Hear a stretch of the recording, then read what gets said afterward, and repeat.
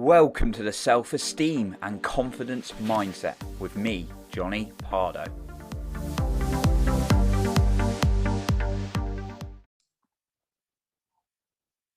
Are you finding your growth is limited at the moment?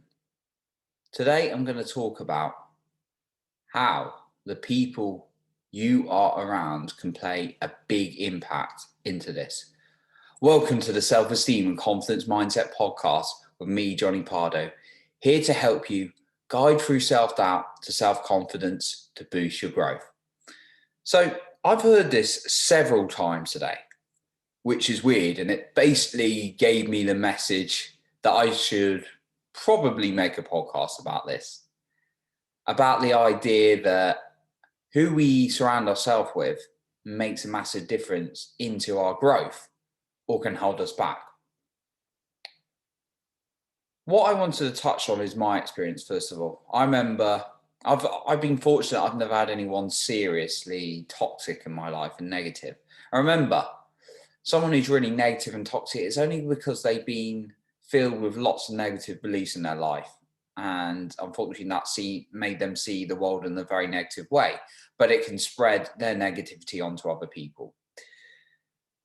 Now, like I said, I've never had anyone seriously negative. Obviously, I've been insulted. I've had, negative comments at me, or I've had someone who wasn't so positive around me in my life. Yes. But I've been fortunate to never have anyone seriously toxic. However, I have discovered that my growth is directly connected to the environments I'm in. Now, obviously, I do a lot of work on my own growth, but I feel like I get limited when I'm in certain types of environments from others. Now, there are certain people in my life who are amazing, incredible, wonderful people, and I like to give as much as I can to them and as much value. But there are other people, when I hang out with them, I realize I'm growing. I'm not only helping them grow, but they're really helping me grow. And these are often people who are achieving big things or got a lot of success or see the world a different way. The other group I was talking about, whether it's close friends or family or whoever, they're wonderful, amazing people, and they've got their own ambitions or goals in life. Maybe they're happy where they are. But when I'm hanging out with people who perhaps are content and, just happy with what they've got, which we all should be, by the way. I'm not saying you shouldn't be content with what you've got. We've got to be grateful.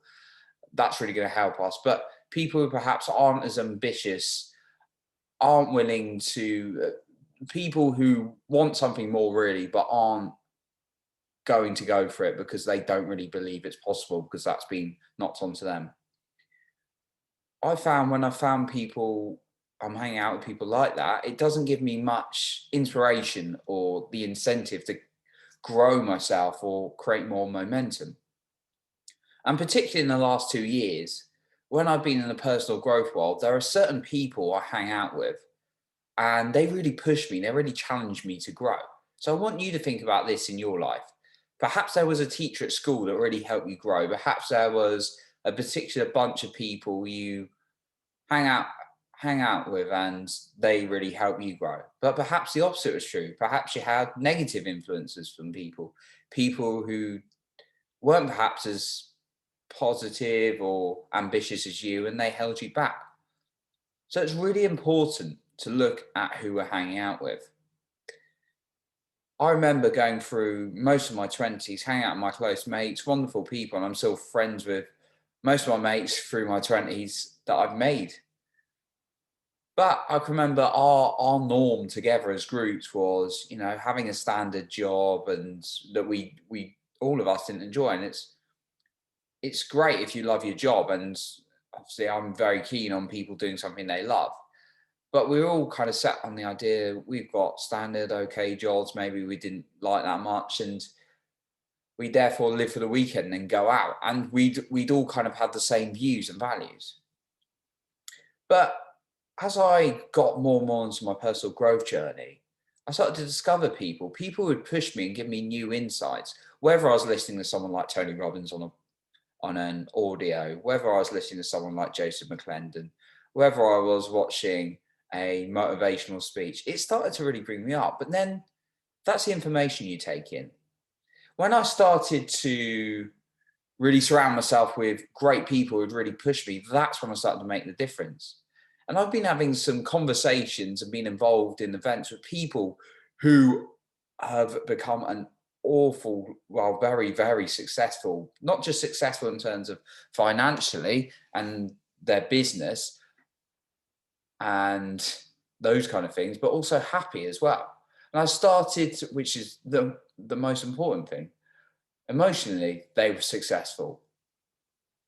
And I started to notice that the way they act, the way they speak, and the way some of them would like challenge me in an appropriate way, like ask me questions that I'd never really thought of, including a conversation I had earlier. I really recognize, well, a couple of conversations that I've had earlier. I've really started to recognize how essential it is when you're growing to surround yourself with people who are similar or are further along in the journey than you, because they're going to really push you.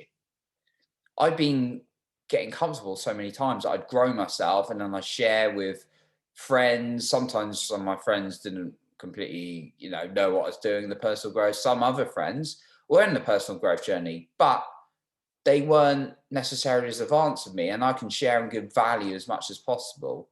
But if you're doing that all the time and you're not being challenged by people who are further along the journey, you're not going to grow as much. And that's just being honest. So what I want you to think about is, if you were, I've got words confused then, but if you were hanging out with 5 people who are overweight and perhaps they were eating badly, they weren't exercising, they didn't have a healthy lifestyle, and you were hanging out with each other most of the week, then you would probably become like that, almost definitely become like that. It's a bit of a cliche, this phrase, but you are the sum of the 5 people you hang out with. Then the next one, for example, let's use another example. Say you were hanging out with negative people who just hated life, very pessimistic, didn't think things were possible. You would almost certainly start thinking like that quite a lot of the time too. But if you're hanging out with people who are so positive, got this great mind, they've got the right psychology, they're excited, then you're likely to get excited too.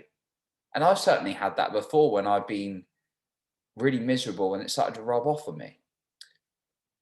If you were surrounded by 5 millionaires, I'm pretty certain that your bank balance would go very, very well. It would increase because of the people you're hanging out with. Now, it's great. It's really important to surround yourself with people with similar interests and similar values and understand what you're doing. And the internet makes it easier than ever to do it these days. But it's also really important to not only just hang out with people with similar interests who might perhaps be a bit earlier in the journey than you, but to be hanging out with people who are slightly further along the journey, or maybe a lot further. That's why a good coach can really help. But, and I'm not going to talk about my coaching in this one, but you can really, really push yourself by getting those kind of people challenging you. It's so easy to just take the easy route and just be in our comfort zone and stay where we are, but that's not going to help us grow. And yeah, if you're listening to this, you probably want something more. You probably want that growth. You've got that hunger for growth like I do. And therefore you want to up level. So just really, really, I want you to ask yourself these questions. What do you want? What do you want out of life? What do you want in your physical health? What do you want in your emotional health, your relationships, your spiritual and your financial goals? What do you want out of those things? Okay. And then ask yourself, who has done this before? Who can you learn from? What information can you take on board?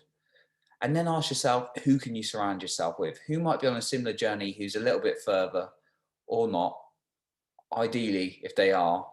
And then how can you start to use them as best as possible? If you do not change your behavior, you keep surrounding yourself in these negative environments, your life won't change. So you've got to find the right people. look at your circle of friends and family. Yes, it's fine to, if you've got friends and family who aren't necessarily as ambitious or on the same journey as you. I've got people like that in my life, and they're wonderful, amazing people, and might not even be listening to this podcast right now. But they're absolutely fine. They're on their own journey. But I make sure I make it a regular habit to hang out with people. And most of the time, to be honest, it's on Zoom calls, because most of my local mates aren't necessarily in the personal growth space. But we have a laugh when we catch up, when we play football, when we just catch up and we chat. But I make sure I regularly get, as much as possible, a good circle of friends who can push me, who perhaps are further along. I'd rather be that small fish in the big pond than the big fish who's outgrown the pond and just wants more growth.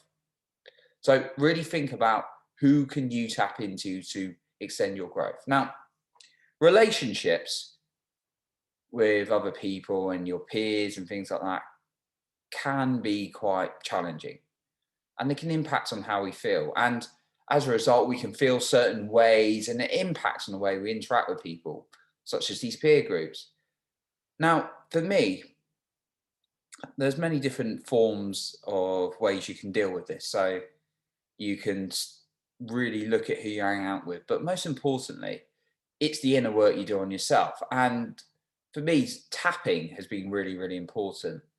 Just tapping certain parts of your body. There's different techniques, but one of my good friends and fellow coaches, Jana, has expertise in this area in something called EFT tapping. And in EFT tapping, it really allows you to get deep into certain emotions and start to release it a lot more. And when I've worked with Jana and she's really helped me in the sessions, I really felt the benefits.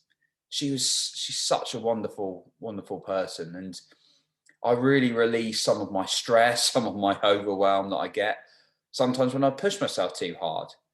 And that's the beauty of it. So if you want to find out more about this and just start tapping into your emotions and get coached on it as well, then you can find some more information about Jana in my description. So you can find her on her website, which is You Unleash. You can find her on Facebook, which is also You Unleash, and her Instagram, which is Coach You Unleashed. So I'll leave that in the description so you can find more from Jana. But when we start to do this internal work, we start to attract the right people. We start getting these right peer groups into our life a lot more.